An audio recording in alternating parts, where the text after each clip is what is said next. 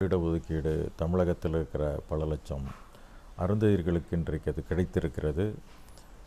அந்த தீர்ப்பை அன்றைக்கு கலைஞர் அவர்கள் அறிவித்த சட்டத்தை எதிர்த்து பலர் வழக்கு மன்றங்களுக்கு சென்றார்கள்.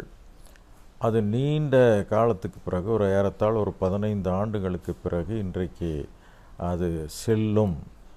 முத்தமிழறிஞர் கலைஞர் அறிவித்த அந்த சட்டம் செல்லும் என்கிற தீர்ப்பை 7 பேர் கொண்ட அந்த மாண்பு நீதியரசர்கள் இன்றைக்கு வெளிப்படுத்தியிருக்கிறார்கள். இந்த சட்டம் என்பது ஏற்கனவே இடஒதுக்கீடு இருக்கிறது.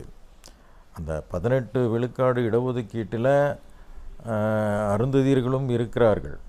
அதே போல் பஞ்சாபிலும் இந்த மாதிரி ஒரு சிக்கல் அவர்களுக்கும் இருக்கிறது. அவர்களும் இந்த மாதிரி அந்த சட்டம் போட்டாங்க. அந்த சட்டத்தை எதிர்த்து இந்த 2 சட்டங்களையும் இணைத்து தான் இன்றைக்கு தீர்ப்பு வழங்கப்பட்டிருக்கிறது.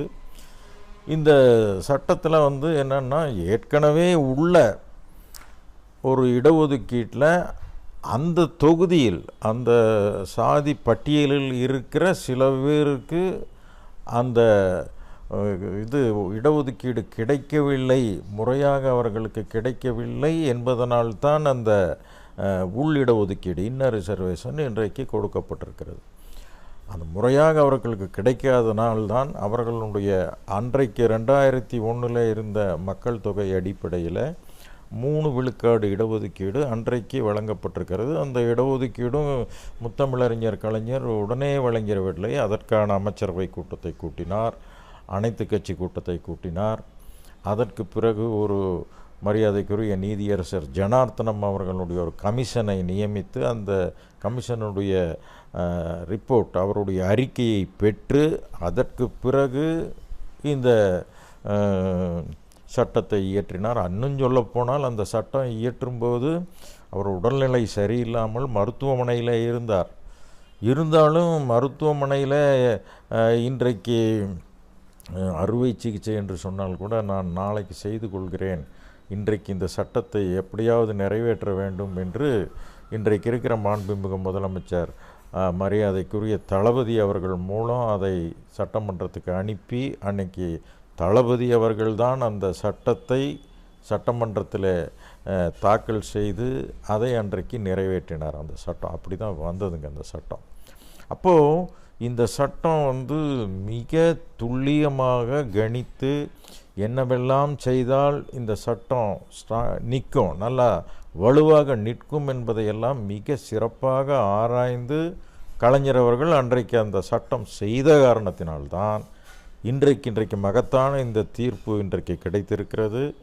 இந்த தீர்ப்பினால் தமிழ்நாட்டில் இருக்கிற அருந்ததியர்கள் ஏறத்தாழ மிகவும் ஒடுக்கப்பட்ட நிலையிலே மிக அதிகமான பேர் தூய்மை பணியிலே இருந்து கொண்டிருக்கிறார்கள், செருப்பு தேய்த்து கொண்டிருக்கிறார்கள், இன்னும் சொல்ல போனால் விவசாய கூலிகளாக இருந்து கொண்டிருக்கிறார்கள். இவர்கள் மிக நீண்ட காலமாக வாய்ப்பு மறுக்கப்பட்டவர்கள். வாய்ப்பு மறுக்கப்பட்டவர்கள் என்று தெரிந்த காரணத்தினால்தான் முத்தமிழறிஞர் கலைஞர் இந்த உள்ளிடஒதுக்கீடு என்கிற ஒரு சட்டத்தை அவர் கொண்டு வந்து நிறைவேற்றினார். இந்த 3 விழுக்காடு இடஒதுக்கீடு போதுமானது அல்ல, அது 6 விழுக்காடாக கிடைக்க வேண்டும் என்பது கோரிக்கையாக இருந்த போதிலும் கூட குறைந்தபட்சம் அதை அன்றைக்கு நிறைவேற்றிய காரணத்தினால் இந்த 15 ஆண்டுகளிலே பல பேர் இன்றைக்கு அந்த வாய்ப்பை பெற்றிருக்கிறார்கள். பல பேர் மருத்துவர்களாக இருக்கிறார்கள், பொறியாளர்களாக மாறி இருக்கிறார்கள், இன்னும் பல்வேறு அதிகாரிகளாக வந்திருக்கிறார்கள்.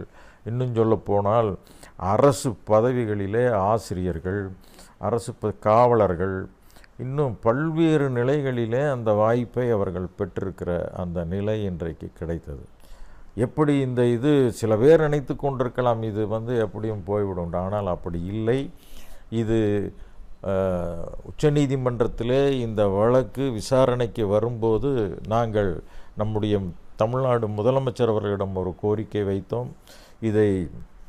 இதில் வாதிடுவதற்கு மிகச்சிறந்த அரசியல் சாசன சட்டத்திலே நிபுணத்துவம் பெற்ற ஒரு வழக்கறிஞரை நீங்கள் நியமிக்க வேண்டும் என்கிற கோரிக்கையை ஆதித்தமிழர் பேரவை தமிழக முதல்வர் அவர்களிடம் வைத்தது. அந்த கோரிக்கையை உடனே ஏற்றுக்கொண்டு ஒரு அருமையான ஒரு அரசியல் நிபுணத்துவம் வாய்ந்த ஒரு வழக்கறிஞரை நம்முடைய முதல்வர் தளபதி அவர்கள் நியமித்தார்கள். அதன் பிறகு அந்த வழக்கு அங்கே விசாரணைக்கு வந்தது. தளபதி அவர்கள் நியமித்த அந்த வழக்கறிஞர் மிகச் சிறப்பாகவும் வாதாடினார். அந்த வகையில் இந்த வழக்கு வெற்றி பெறுவதற்கு நம்முடைய தமிழக முதல்வர் அவர்களுக்கு முதலில் நான் நன்றி சொல்ல கடமைப்பட்டிருக்கிறேன். அவர் எல்லா வகையிலும் இந்த வழக்கை வெற்றி பெறுவதற்கு மட்டுமல்ல, அருந்ததியர் மக்களுக்கு எல்லா வகையிலும் துணை இருப்பதற்கான அந்த பணிகளை அவர்கள் செய்து முடித்தார். அவர்களுக்கு உடனடியாக நான் இப்போ நன்றி சொல்ல அங்கே போயிட்டுருக்கிறேன், சென்னைக்கு போய்கொண்டிருக்கிறேன். தோழர்கள் அனைவருக்கும் இதில் நிறைய பேர் இதில் பங்கு இருக்கிறது. இந்த உள்ளிட ஒதுக்கீடு பெறுவதற்கு பல்வேறு கட்சிகளும் கூட இதில் அவர்கள் துணை நின்றிருக்கிறார்கள். பல்வேறு அமைப்புகளும் இதற்கு போராடி இருக்கிறார்கள். ஆனால் ஆதித்தமிழர் பேரவை இந்த கோரிக்கையை 30 ஆண்டுகளுக்கு முன்பிருந்தே இந்த கோரிக்கையை முன்னிறுத்தி தமிழ்நாடு முழுவதும் மக்கள் மத்தியிலே இதை பற்றிய ஒரு விழிப்புணர்வை ஏற்படுத்தி அதில் நிறைய கூட்டங்களும் மாநாடுகளும் எல்லாம் நடத்தி அதற்கு ஒரு முழுமை அடைய வைத்தவர் தான் முத்தமிழறிஞர் கலைஞர். அந்த வகையிலே இன்றைக்கு நாங்கள் மிக மகிழ்ச்சியோடு இருக்கிறோம். இந்த தீர்ப்பை வரவேற்கிறோம். இந்த தீர்ப்பு தமிழ்நாடு அரசனுடைய திராவிட மாடல் ஆட்சிக்கு கிடைத்த மிகப்பெரிய வெற்றி என்று நான் கூறி முடிக்கிறேன். நன்றி, வணக்கம்.